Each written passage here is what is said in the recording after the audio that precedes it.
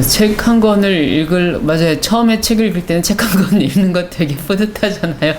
근데 처음에 책 읽다가 그게 다 안 읽혀질 때, 그것도 방법도 어디서 봤던 것 같은데, 안 읽혀지면 읽지 말라고, 그래서 그렇게 했는데요. 저 읽다가 재미없으면 안 봤습니다. 가지고 그게, 예를 들면 저 같은 경우는 책을 주로 빌려서 봤어요. 그때 되게 힘들 때기도 그래서, 빌려서 봤으니까 더 부담도 없고, 괜히 끝까지 보면 오히려 시간이 약간 소중한 제 돈이 제 시간이 더 소중하니까는 재미없으면 안 보고 다른 책으로 봤고요. 그다음에 책 한 권이 아니라 이제 아예 책 자체가 읽으실 때가 있었어요 몇 번. 이제 뭐 그것도 뭐 중간중간 있었는데 그 경우도 지금은 이제 제가 아는데 그때 당시는 이제 몰랐어 가지고 되게 막 그때 당시에 극복노아는 이제 제가 책을 읽어서 뭐 성장했다 이런 일기 같은 거를 다시 보고 그래 다시 마음을 되새기고 그랬는데 지금 관점에서 그때를 바라보면은 실천을 덜 했으니까는 성장이 안 되니까 재미없어서 못 읽은 거거든요. 그럼 실천 더 열심히 하면은 잘 노하우 안 오고 열심히 잘 읽겠죠. 뭐 그냥 재밌게 하면 되는 것 같아요. 재미없으면 관두고 다른 책 읽든가 잠깐 쉬든가.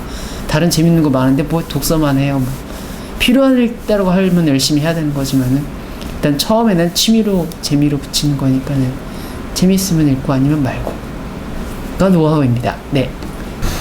저 같은 경우는 그 서양 철학을 빼고는 안 읽히는 책은 없어요. 그래서 어떻게 보면 저는 이제 뭐 그런 쪽에서는 잘 모르겠고 그런데 뭐 서양 철학 같은 경우는 굉장히 힘들죠. 예를 들면 어떤 책은 처음에 페이지를 열고 그 책의 마지막 뚜껑을 덮는데 몇 년, 뭐 3, 4년 걸리는 책도 있고 그런데 그때는 역시 이제 책을 읽다가 두 가지가 보통 나오는 것 같아요. 그러니까 보통 처음에는 책을 읽다가 덮고 다른 책을 읽죠. 다른 책을 읽다가 보면 이제 그 책이 고플 때가 있어요. 그러면 그때 또 펼쳐서 또 읽고 이런 방식으로 해서 그 책을 뭐 1년이나 2년 안에 끝내면 그때는 참 좋은데 그래도 좀 그게 막 3, 4년 갈 때가 있어요. 이게 처음에 한 30페이지 읽었는데 도저히 힘들어서 덮고 다시는 잊어버리는 거죠. 그러면 이거 꼭 읽어야 되는 책이다 그러면은 이제 그때는 정말 이제 극단의 조치를 취해서 방에 이제 틀어박혀서 그 책만 펴놓고 다른 건 모두 다 안 하고